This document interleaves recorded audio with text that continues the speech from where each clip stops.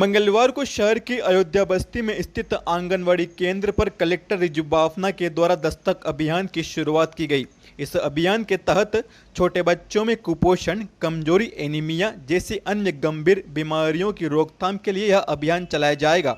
यह अभियान 27 अगस्त तक चलाया जाएगा।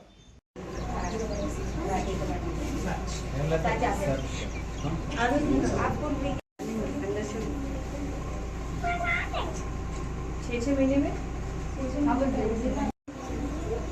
सारे बड़े बच्चे हैं ना, बड़े भैया 5 साल से छोटे जो है उनके साथ पेरेंट्स नहीं आए और उन्हें कुछ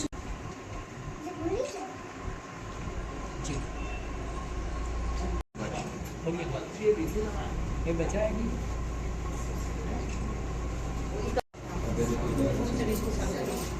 बेटा ऊपर खड़े हो आप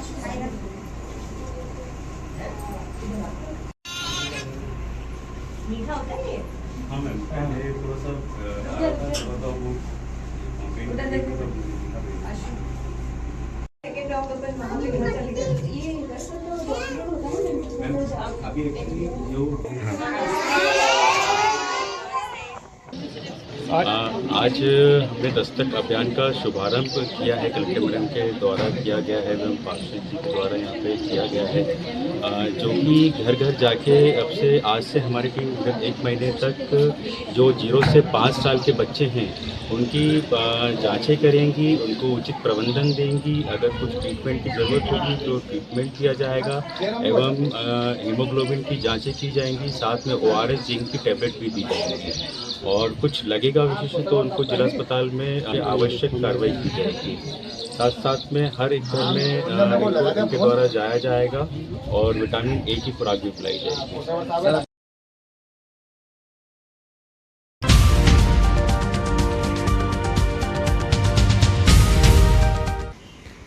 बीते दिनों शहर की टंकी चौराहा पर स्थित मार्केटिंग सोसाइटी में तहसील तराना के ग्राम गुराड़िया गुजर के किसान ने DAP में रेती मिलावट का आरोप लगाया था। इस मामले में उप संचालक किसान कल्याण एवं कृषि विकास अधिकारी KS यादव के निर्देशन पर विभागीय दल के द्वारा मार्केटिंग सोसाइटी शाजापुर का मंगलवार को निरीक्षण किया गया।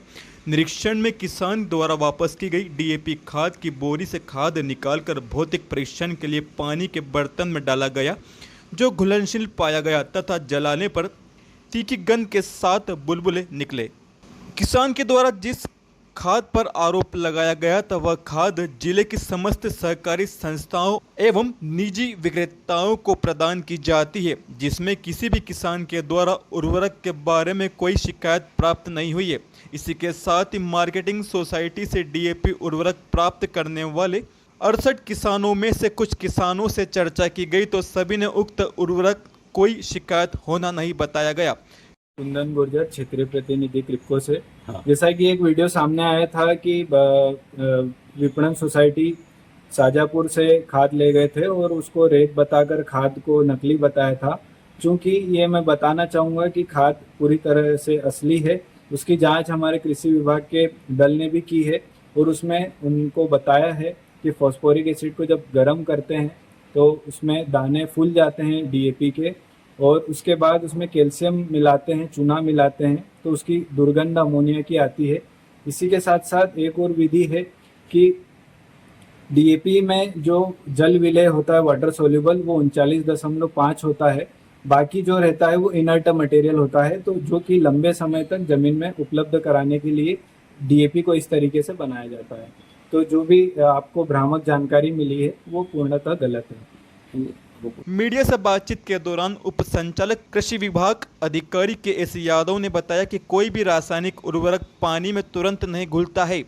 उर्वरक नमी के साथ धीरे धीरे घुलकर पौधों की बढ़वार अवधि तक पोषण तत्व मिट्टी के माध्यम से उपलब्ध कराता है। सभी खाद अथवा उर्वरकों में पोषक तत्वों के अलावा फिलर पदार्थ मिलाए जाते हैं। फिलर पदार्थ आवश्यक नहीं कि वह पानी में घुलनशील हो। साथ ही श्री यादव ने बताया कि बीते दिनों किसान ने जो मार्केटिंग सोसाइटी से DAP में रेती मिलावट का आरोप लगाया था वह आरोप गलत है और DAP खाद में कोई रेती की मिलावट नहीं है। जो किसान ने जो उर्वरक खरीदा था उसकी जो समाचार के माध्यम से उनको मिला था। तो आज हमने हमारे यहाँ का जो विभागीय दल उसको भेजा गया था और वहाँ पे पूरी जांच की गई और सर्वप्रथम तो वहाँ से 2 सैंपल लिए गए। जो किसान ने जो जिसे वापस की थी बोरी, उनसे सैंपल वापस लिए, उनका एक सैंपल लिया और जो उनके यहाँ जो स्टाफ है उसका भी एक सैंपल लिया। ऐसे 2 सैंपल ले लिए गए, इनको आज हम लैब को भेज रहे हैं। तो इसकी जल्दी रिपोर्ट बना, एक तो सबसे पहले तो हमने इसकी जाँच के लिए भेज दिया है। रही बात उर्वरक में रेत की, किसी भी उर्वरक में कोई भी चीज, कोई भी तत्व हो, वो 100% पानी में घुलनशील नहीं होता और कोई भी उर्वरक पूरी तरह से तुरंत घुलता भी नहीं है, क्योंकि उर्वरक इसी हिसाब से बनाए जाते हैं कि वो पौधों को धीरे धीरे घुलकर लंबे समय तक पोषक तत्व प्रदान करते रहे। तो जिस प्रकार का वो वीडियो भी दिखाया गया है और उसमें जो वो एक बहुत ज़्यादा मात्रा थोड़े पानी में डाल दी गई है और उसको तुरंत हाथ में उठा कर दिया गया है, तो ये भ्रमित करता है। और ये भ्रमित इसलिए, अच्छा ये जो खाद है ये हमारे यहाँ की जो 2 मेन कंपनियां हैं, जो हमारी उत्पादक इकाई हैं, क्रबको और इफको, जो कोऑपरेटिव सोसाइटी कोऑपरेटिव कंपनी है और ये भारत की जो सबसे ज़्यादा उत्पादन करने वाली है और कोऑपरेटिव क्षेत्र की है, भारत सरकार का इसमें अंश है। तो इन कंपनियों के द्वारा ये खाद आयात किया जाता है और आयात जो किया जाता है खाद, उसमें गुणवत्ता इनके पूर्व पे ही देख ली जाती है और यहाँ पर भी हम समय समय पर सैंपल लेते रहते हैं, इसलिए इन कंपनियों में ऐसे खाद की शिकायतें नहीं होती है। लेकिन जिस प्रकार से उसमें रेत की मात्रा दिखाते हुए काले है, उर्वरकों का रंग अलग अलग कंपनियों के उर्वरकों का रंग और उसमें मिलाए जाने वाले फिलर, जिसको हम कहते हैं पोषक तत्वों के साथ अन्य पदार्थों की मात्रा फिलर के रूप में मिलाई जाती है। और जो फिलर है वो जरूर नहीं 100% वो पानी में घुलनशील, और मिट्टी में डालने के बाद बहुत सारी चीजें मिट्टी में रह जाती है और जो घुलनशील तत्व घुल करके पौधों को मिलते हैं। अच्छा, और ये जो खाद है DAP, तो ये हमेशा पूरी तरह से पानी में घुलनशील तो है ही नहीं। हमने उसका जो खाद का है भौतिक परीक्षण भी करा दिया, रासायनिक परीक्षण के लिए तो हमने लैब को भेजा ही है। हमने उसका जो भौतिक परीक्षण है, जिस प्रकार से हमने घोल के दिखाया था, हमने भी उसको घोल करके देखा है, वो घुलनशील है, जो जितनी मात्रा उसकी घुलनशील है घुलनशील है, उसका भी हमने वीडियो बनाया है। और जो उसका एक ज्वलन टेस्ट होता है, ये भौतिक टेस्ट होते हैं, रासायनिक टेस्ट नहीं होता। रासायनिक टेस्ट तो लैब में होता है, हमें एक ज्वलनशील होता है। अगर उसको आप उसके जो दाने होते हैं, अगर तीली से आप जलाएंगे तो फूल जाता है, वो फूल के हल्का सा पिघला हुआ ऐसा लगता है, वो फूल जाता है। और रेत ऐसा नहीं पिघलता। अगर रेत में आप माचिस तीली जलाओगे, रेत के कणों में कोई परिवर्तन नहीं होता है, लेकिन खाद के जो है इसमें फूल जाता है। तो ये इसमें हमने देखा है। और अकेला यही नहीं है, हमने जो मार्केटिंग सोसाइटी है इसमें खाद रखा, इसमें तो देखा। इसके बाद जो किसान के पास बचा हुआ खाद रखा था, वहाँ भी हमने दल भेजा और वहाँ किसानों के बीच भी ये परीक्षण कराया, वहाँ पर भी इस चीज़। इसलिए ये कहना तो सरासर गलत है कि खाद में रेत मिली।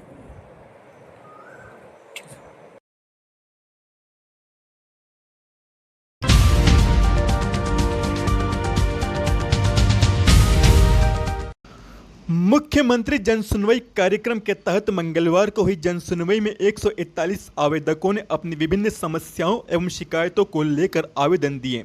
जन सुनवाई में कलेक्टर रिजू बाफना, अपर कलेक्टर BS सोलंकी, जिला पंचायत CEO संतोष टेगोर, SDM मनीषा वास्कले, संयुक्त कलेक्टर सत्येंद्र प्रसाद सहित विभिन्न विभागों के अधिकारी एवं कर्मचारी मौजूद थे।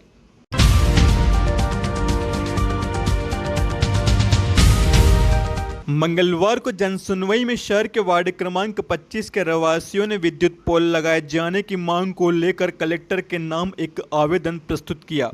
रहवासियों ने मीडिया से बातचीत के दौरान बताया कि यह कॉलोनी 2016 से बनी हुई है और इस कॉलोनी में 250 से अधिक परिवार रहते हैं।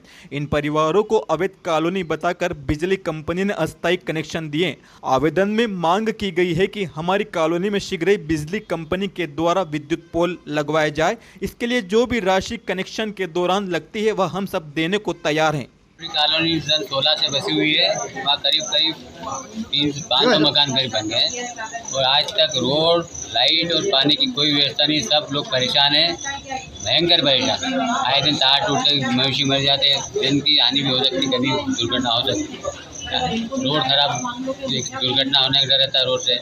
कई बार शिकायत कर चुके हैं, काम क्यों कई हो रहा बार समस्या कई को सुना दी। है? कारण क्या आपके इधर काम क्यों नहीं हो पा रहा? अब ये जाने अधिकारी लोग वो अवैध कॉलोनी बता रहे हैं क्या, ये कॉलोनी अवैध बता रहे हैं कि अवैध कॉलोनी, यहाँ कुछ काम नहीं होना है। कौन सी कॉलोनी है? द्वारकापुरी कॉलोनी, मुनी खड़ा रोड। नगर पालिका परमिशन, क्या नाम है आपका? गोवर्धन जोशी।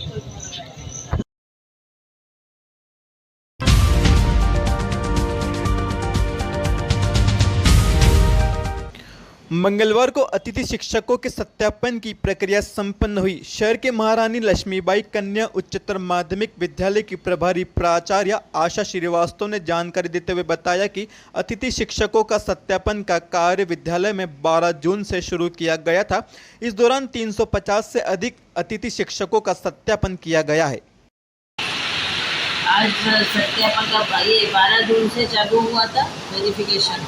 वो 1 तारीख तो बीच में बढ़ने के बाद में आज आखिरी है, आज 25 जून को आज आखिरी तारीख है। वेरिफिकेशन हमारे यहाँ से कम 300-350 अतिथि शिक्षकों का वेरिफिकेशन हो चुका है और कर भी रहे हैं अभी। और शुभ नाम है? मेरा आशा श्रीवास्तव, प्रभारी कलेक्टर है।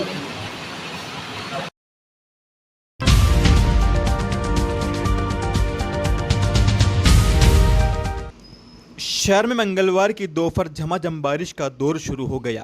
मानसून की पहली झमाझम बारिश का बच्चे भी आनंद उठा रहे हैं, तो वहीं आमजन को गर्मी से राहत भी मिल रही है। मौसम विशेषज्ञ सत्येंद्र धनोता के मुताबिक बंगाल की खाड़ी में एक और मजबूत सिस्टम एक्टिव हो रहा है, जो जिले में मानसून की जोरदार एंट्री करवाएगा। वहीं किसान भी बोनी के लिए बारिश का इंतजार कर रहे थे। मंगलवार को हुई बारिश के बाद अब किसानों के द्वारा बोनी का काम शुरू किया जाए।